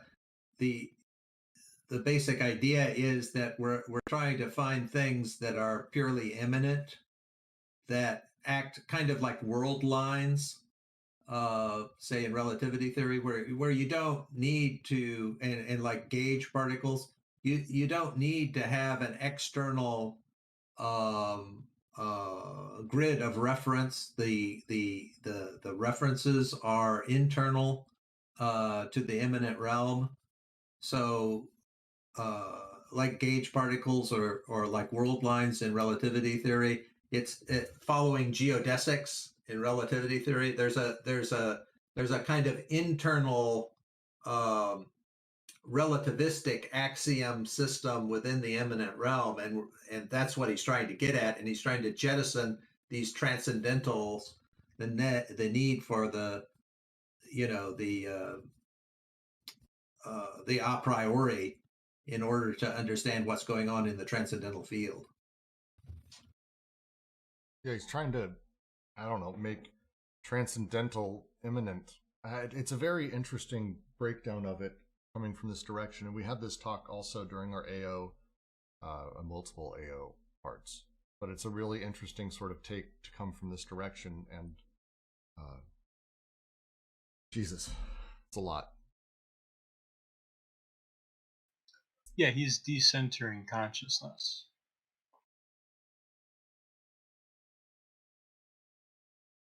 So that's kind of why he's talking about quasi-causality at the beginning, that causality is an a priori. So we what we want is something that is descriptive of the field itself from within the field. And so within the field there will be this this quasi-causality that's relating things to each other, rather than needing the a priori cause to try to understand the field from above.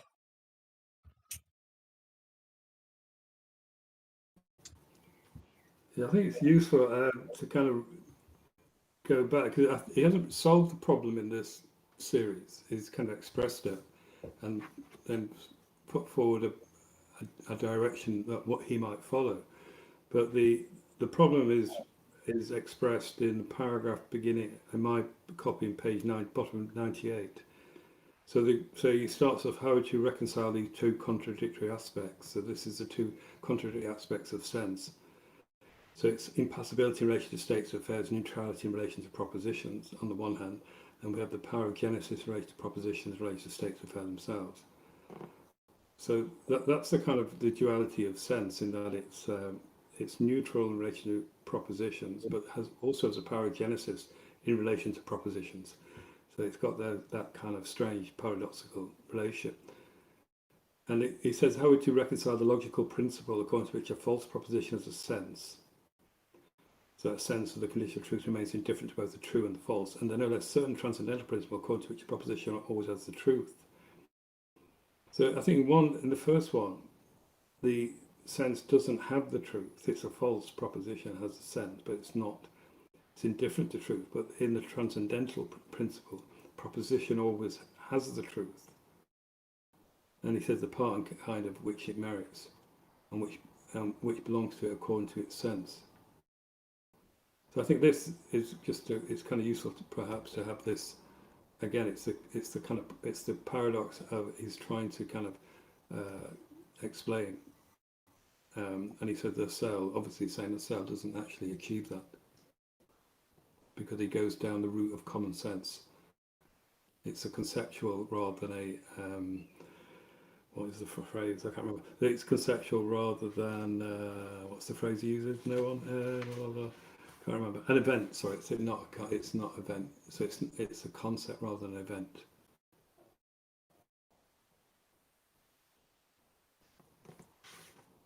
It's a great way of putting it. I'm actually going to say at that point, I'm going to start winding this down. Is there any last comments or questions on this series of ultimately why we need a new direction in transcendental thought for sense? Anything at I'm all, still, please. I have a question about the point of view of Deleuze on the subject towards the end there. Is he critiquing the idea of the subject that Husserl and possibly Sartre was positing in relation to the field of consciousness? Where at? Where he talks about the subject.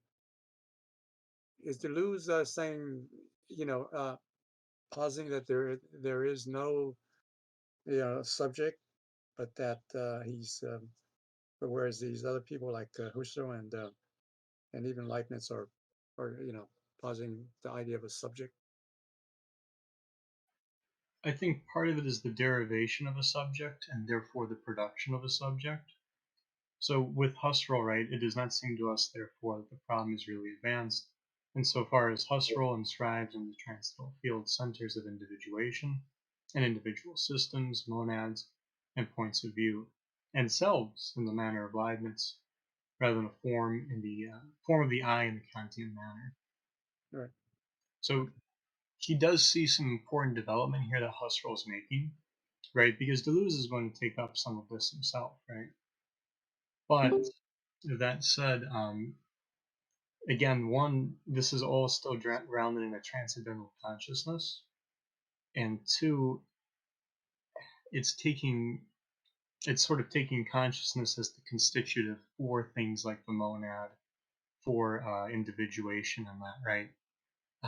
And that's going to pose some important problems, some of which Sartre is going to run into, because one of the main things I think. So if you've read the Transcendent Sense of the Ego, one of the boldest things I think in the essay, and also one of the most interesting, is that he's going to reject the unconscious, and he's going to basically throw out Freud and just say, no, that's not really something I'm going to subscribe to. The things psychoanalysts are finding is actually a problem of consciousness and its overwhelming engagement with its own freedom, right? And this is where you start to get into his ethics and intentionality. And it's going to be centered now on an impersonal consciousness, which is still quite fascinating. But as you go here, right, it gets into all sorts of problems because, one, in terms of the invisible and the visible, or that production, or something like an invisible side of consciousness called the unconscious, right?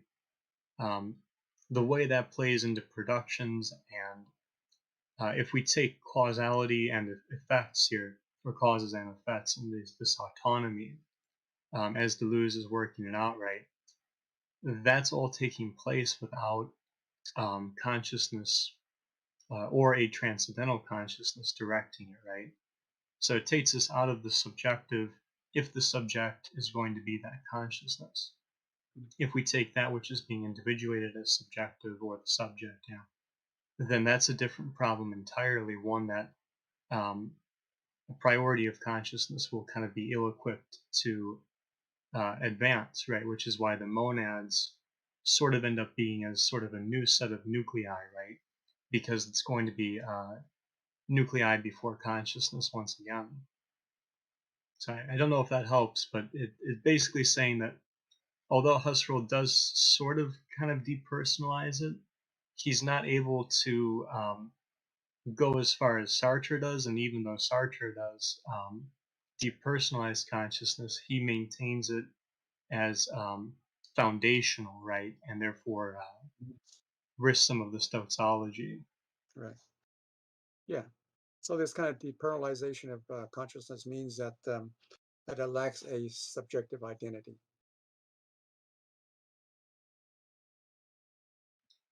Yes, in the sense of those concepts and everything, right? So we're going to move out of the conceptuality toward the event, right? Right. We're going to move from predication and sort of this takes us back to what we were talking about with Russell, almost said Rizzo, Russell and Whitehead, and the way that logic is constructed there in terms of categories and ascension and descension, right?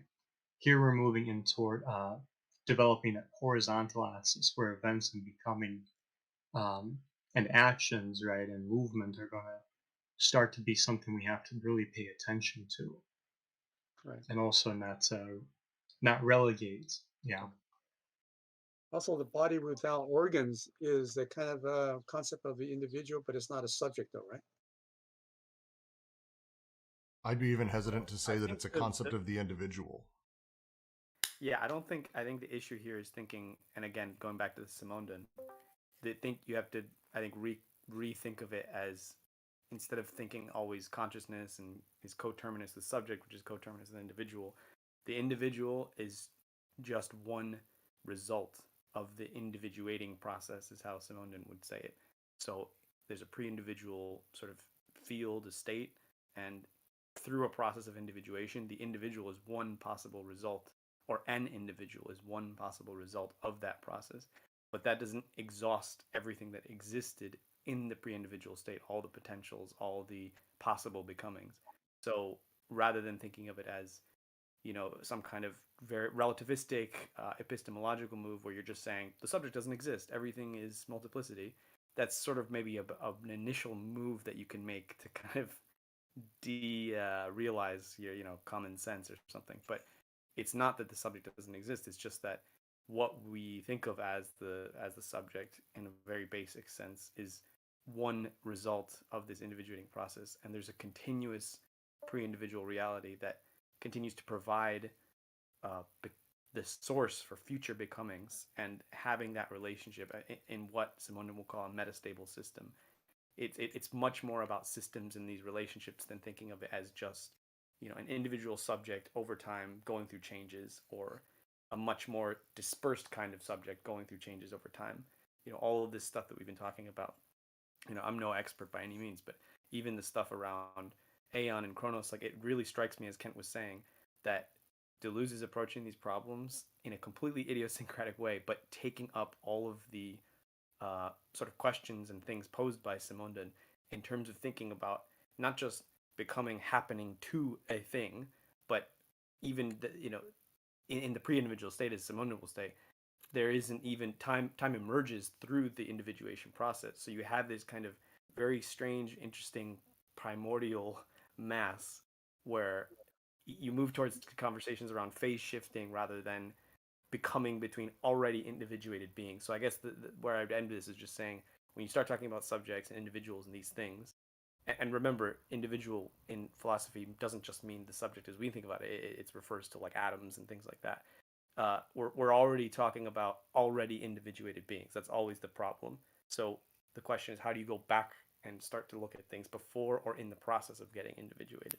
Well, and that's why he starts sort of his own way of starting in the beginning with the Stoics, where we're talking about bodies and we're talking about effects and the nature of how bodies simply exist. Where is the subject inside of such a thing? Well, the subject is produced effectively by the interactions of bodies and events and the effects that sort of lay off the sense that is produced. All of these things, individuation is produced through these things. That the interaction complexity of these things are what is producing stuff, and all of these things are produced. Subjectivity is produced. Everything is produced through all of this. I think is the end of this section is the early touches of that, and he's actually pretty clear in it also in the way he handles the schizophrenic and the little girl, in the way the two forms of nonsense ultimately interact and produce different types of subjectivity as well. The one that's sort of at play within the system, within the apparatus of nonsense that plays on the surface, that plays in the sort of standards of sense, and then the schizo that dives sense directly back into the bodies and sort of subsumes itself and suddenly doesn't have those network connections, doesn't have the subjectivity being produced. It doesn't have a lot of things produced. Obviously, the signified, the manifest, and the denotation, these things are lost inside of that, because we're talking about a subject here, as he points out. The subject manifests itself. The first characterizes only a subject which manifests itself. The second characterizes only objective classes and properties. which are signified. The third characterizes only denotable systems, which are individuated in an objective manner, referring to subjective points of view, which are themselves individuating and designating. The whole thing is about pulling apart this idea that things start from the subject or the individual, and instead that such a thing is actually produced in these larger interactions.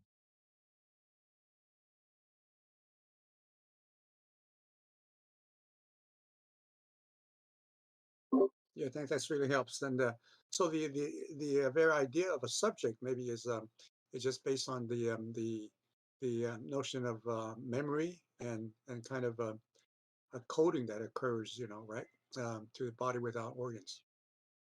We'll be getting into, I think, singularities pop up next in the next series, and so we're going to be diving in pretty hard into that. So I'll avoid answering for now, but yeah, I'll say we'll discuss next week. How does that sound, JK? Thanks. Sounds good. Thank you. Awesome.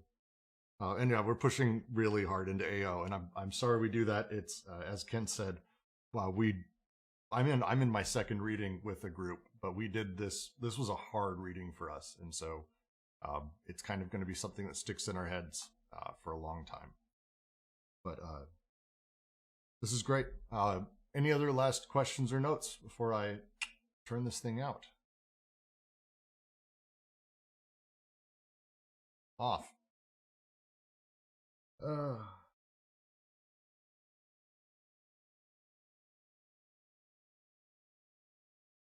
All right. Well, thank all of you very much for joining us for this reading. This was wonderful, and I had a ton explained to me. Hopefully other people did as well. It's a ton to get through, and I think really some pretty powerful and important philosophical ideas inside of a single section. If there is a turning point in this novel, this series is one of them. So thank all of you so much for joining us. As always, find us on Twitter, DNGQC. If you want to support us on Patreon, DGQC. Or just say hi, because we always just love people interacting on the server. Thank you very much, and we will